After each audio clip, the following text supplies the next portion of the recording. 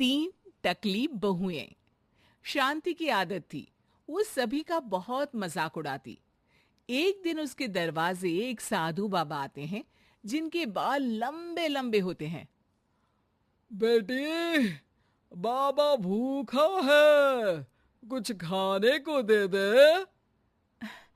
हाँ बाबा आई। खाने को तो बनाया है, लेकिन अपने लिए। आपके लिए तो ये ब्रेड है, ले लो। बेटी, बाबा रोटी खाना चाहता है। वो क्या है ना, सुबह से भिक्षा नहीं मिली, दो रोटी तो बना दे। हाँ हाँ, जरूर बना देती। ससुर है ना आप मेरे। वैसे बाबा, बालों में कौन सा तेल लगाते हैं जो इतने लंबे काले और घने बाल हैं? पहले राज बताओ, फिर मैं रोटी बनाती हूँ। बाबा को शांति की बात पर गुस्सा आ जाता है। तू बाबा का मजाक उड़ा रही है? जा, मैं तुझे श्राप देता हूं कि तू गंजी हो जाएगी। शांति बाबा की बात पर जोर जोर से हंसती है। श्राप? अरे श्राप तो ऐसे बोल रहे हैं जैसे भगवान हो। अरे इतनी ही बात पूरी हो जाती है तो भूखे क्यों घूमते हो? रोटी मांग लिया करो ना। मूर्ख लड़की, तू तो मजाक उड़ाने से बाज ही नहीं आ रही। मैं तुझे और श्राप देता हूं कि तेरे घर में जो भी औरत आएगी सब गंजी हो जाएगी। बाबा वहां से चला जाता है और शांति के बाल धीरे धीरे झड़ने शुरू हो जाते हैं और एक दिन तो वो पूरी टकली हो जाती है और वो अपने पति से कहती है, हाय रे, इस शहर का पानी भी ना कितना गंदा है। एक मेरे मायके का पानी था जिससे नहाने से बाल ही बाल लहराते थे, और एक तुम्हारा शहर। गंजी हो गई हूं मैं। अरे पर मैं ठीक हूं, मेरे तीनों लड़कों के बाल ठीक है, एक तेरे ही बाल कैसे चलेगा? बात तो कोई और लगती है। लेकिन शांति को जरा सा भी बाबा का श्राप याद नहीं होता। खैर, दिन बीतते हैं।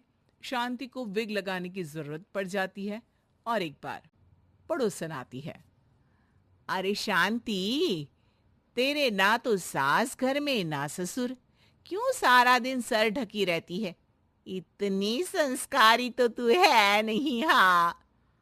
अरे क्या बताऊं, पूरे बाल झड़ गए, टकली हो गई हूं मैं, टकली।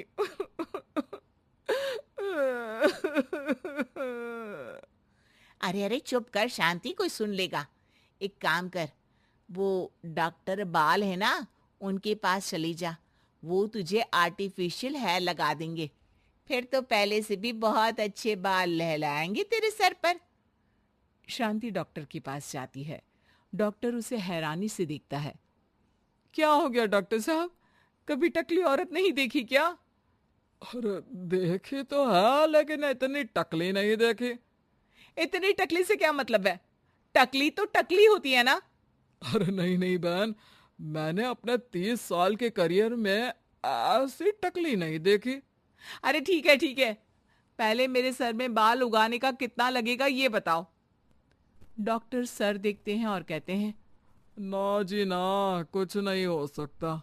आपके सर पर बाल उग ही नहीं सकते, अंदर तक बंजर है जी आपका सर।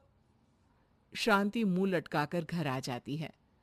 अब कभी वो नकली बाल लगाती तो कभी पल्ले से सर ढकती। दिन बीतते हैं और उसके तीनों लड़के बड़े हो जाते हैं। एक दिन शांति का पति कहता है, मैं सोच रहा हूं तीनों की शादी एक ही साथ करवा दूं, खर्चे भी बच जाएंगे और 3 बहुएं एक साथ आ जाएंगी। क्यों? हाँ वो तो ठीक है, लेकिन मेरी एक शर्त है। अरे इस शहर में तीनों की शादी करवाएंगे और कल को दूसरे शहर की लड़कियों को यहाँ का पानी सूट नहीं किया तो, जैसे मैं गंजी हो गई वैसे ही वो तीनों भी हो जाएंगी तो। अरे तुम बेवजह डर रही हो। देखो, मेरे और तीनों बेटों के बाल बिल्कुल ठीक है। ये सब बातें छोड़ो अब। खैर, शांति की 3 बहुएं आ जाती हैं। शांति ने खास करके उन लोगों को उनके बालों को देखकर ही पसंद किया था। मैंने तो टकली होकर पूरी जिंदगी काट दी, लेकिन तुम तीनों के बाल पूरे घर की शान होने चाहिए। किसी के भी बाल कम हुए तो वो मेरे घर में नहीं रहेगी। इस घर में प्यार और इज्जत के साथ रहना है तो अपने बालों का ख्याल रखना होगा। बड़ी बहू कहती है, जी माँ जी, आप चिंता ना करें। मेरे बाल तो इतने बेशर्म हैं कि मैं आज गंजी हो जाऊं तो कल ही बढ़कर घुटने तक आ जाएंगे। दूसरी बोल पड़ी, माँ जी, मेरे बाल तो कभी एक भी नहीं झड़े, चाहे मेरी माँ ने कितना ही चुटिया पकड़कर पीटा हो मुझे। अरे माँ जी, मेरी तो दादी के बाल आज भी ऐसे हैं। माँ के तो आपने देख ही लिए हैं, मेरे बाल की तो बिल्कुल ही चिंता न करें आप। शांति भी बहुओं के लंबे काले घने बाल देखकर खुश रहती, लेकिन ये क्या, माँ जी हाय रे, मेरे बाल के तो गुच्छे गुच्छे निकल रहे हैं। शांति हैरान रह जाती है कि ये क्या, पर फिर भी बाबा की बात उसे याद ही नहीं आती कि इस घर की किसी भी औरत के सर पर बाल नहीं होंगे। ऐसे ही दूसरी और फिर तीसरी बहू के बाल भी झड़ने लगते हैं। शांति सर पकड़कर बैठ जाती है। अरे शांति, क्या हो गया?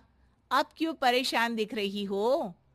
अरे क्या बताऊं, पहले मैं टकली हो गई, अब मेरी तीनों बहुएं भी टकली होने वाली है। देख शांति, अब तो मामला कुछ और दिख रहा है।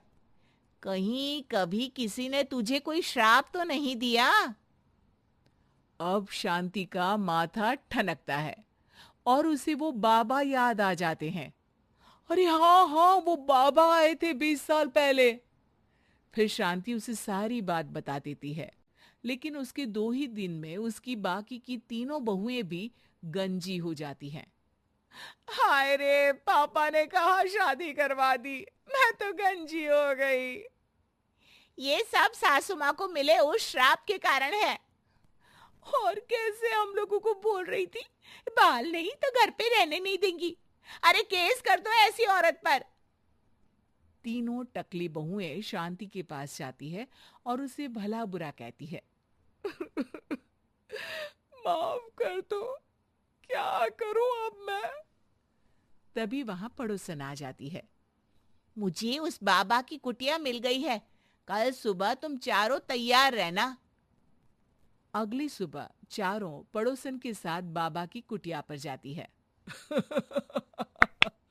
ये टकली औरतें कहाँ मेरी कुटिया में घुसी आ रही हैं?